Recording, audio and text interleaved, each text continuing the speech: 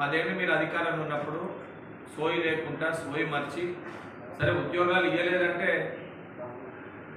అనుకోవచ్చు, సరే కొన్ని సందర్భాల వల్ల ఇచ్చే ఆలోచన లేదు అని. కానీ ఉద్యోగాలు ఇస్తున్నామని చెప్పి ఉద్యోగాలను అమ్ముకున్నారు అంటే అది ఎంత పెద్ద పొరపాటు. ఉద్యోగాలు ఇవ్వడం కాకుండా ఇచ్చే ఉద్యోగాన్ని అర్హులైన నిరుద్యోగులకు ఇవ్వకుండా అంగట్లో సరుకులు అమ్మినట్టు అమ్మిను. పేపర్లు లీక్ చేసారు. పేపర్లు లీక్ 10th క్లాస్కి వెళ్ళి మొదలు పెడితే టీజీపీఎస్సీ వరకు ఇది లీకుల ప్రభుత్వం అనే విధంగా మీ 10 ఏళ్ల బీఆర్ఎస్ ప్రభుత్వం పనిచేసేది. ఇది తెలంగాణలో ఎవరిని అడిగినా కూడా చెప్తారు. ఈరోజు మీరేదైతే మాట్లాడుతూ 10 ఏళ్లలో నిరుద్యోగుల గురించి మీరు పట్టించుకోకుండా ఇవాళ మీరు మాట్లాడుతూ ఒక వ్యక్తిని చంపి ఆ వ్యక్తికి సంతాపం తెలియజేసినట్టుంది మీ వ్యవహారం. 10 ఏళ్లలో నిరుద్యోగులని ఇష్టం వచ్చినట్టు నిరుద్యోగులను ఇబ్బంది పెట్టి, నిరుద్యోగులని బాధ పెట్టి, నిరుద్యోగులు మిమ్మల్ని కలవనీకి వస్తే ఏ సందర్భంలో కూడా మాట్లాడకుండా, సమయం ఇవ్వకుండా, వాళ్ళు ధర్నా చేసుకోవాలంటే చిక్కడపల్లి సెంట్రల్ లైబ్రరీ ఆ దగ్గరికి వెళ్ళి ఇందిరా పార్క్ దగ్గరికి వెళ్దామంటే ఇందిరా పార్క్ దగ్గర ధర్నా చౌకులు ఎత్తేసి అనేక రకాలుగా ఇబ్బంది పెట్టిన ప్రభుత్వం మీ ప్రభుత్వం. తెలంగాణలో నిరుద్యోగులందరూ కూడా వాస్తవానికి ఆ ఇబ్బందులన్నింటినీ కూడా మీ మెడలు వంచి కాంగ్రెస్ పార్టీకి అధికారాన్ని కట్టబెట్టారు.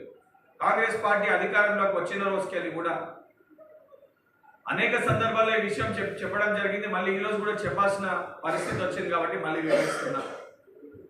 తెలంగాణ రాష్ట్రంలో నిరుద్యోగులకు ఉద్యోగాలు నింపాలని చెప్పని ఫ్రమ్ ద డే 1 చాలా స్పష్టంగా తెలంగాణ రాష్ట్ర పబ్లిక్ సర్వీస్ కమిషన్ 15,780 ఉద్యోగాలు, Telangana state police recruitment board 1,667 ఉద్యోగాలు, medical and health recruitment board 8,666 ఉద్యోగాలు, Telangana residential educational institutional recruitment board 8,400, DSC పాఠశాల విద్య 10,006, టీజీహెచ్ జెన్కో అదేవిధంగా ఎస్పీడీసీఎల్ ఎన్పీడీసీఎల్ బాలపడతలై 1,105, సింగరేణి ఇతర సంస్థలై 1,355, మొత్తం 61,379 ప్లస్ 1,370 అంటే సుమారు 64,000. ఇవి మెడికల్ అండ్ హెల్త్ లో నియామక ప్రక్రియలో ఉన్నవి 7,267, గ్రూప్ 3 పోస్టులు ఆఖరి దశకు వచ్చినాయి, అవి ఇప్పుడు కంప్లీట్ అయిన. మొత్తం కలిపితే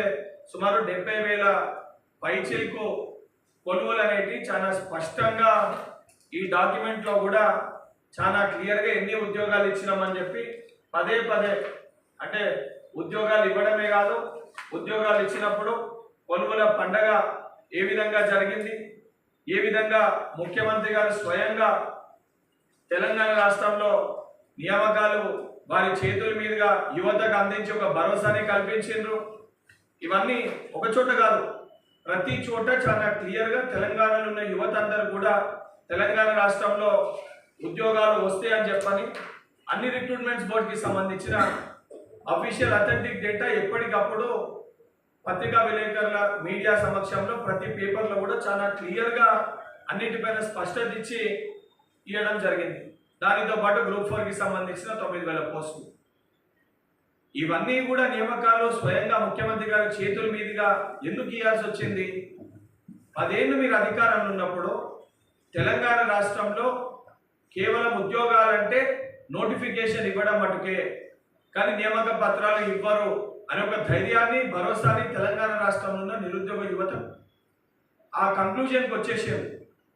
ఆ పర్సెప్షన్ని చేంజ్ చేయడానికి తెలంగాణ రాష్ట్రంలో నోటిఫికేషన్ వస్తే 3 నెలలు లేదా 6 నెలలు తిరిగే లోపల నియామక పత్రాలు ఇచ్చి ఒక నిరుద్యోగిని ఉద్యోగిగా మార్చితేనే ప్రభుత్వం అది ఉద్యోగం ఇచ్చినట్టు చెప్పుకుంటుందని ఒక పరిస్థితిని, ఆ స్టాండ్ని తీసుకురావాలని చెప్పి స్వయంగా ముఖ్యమంత్రి గారు క్యాబినెట్లో అందరూ కూడా కొలువులో జాతర తెలంగాణలో లాస్ట్ 2 yearsలో జరిగిన మాట వాస్తవం.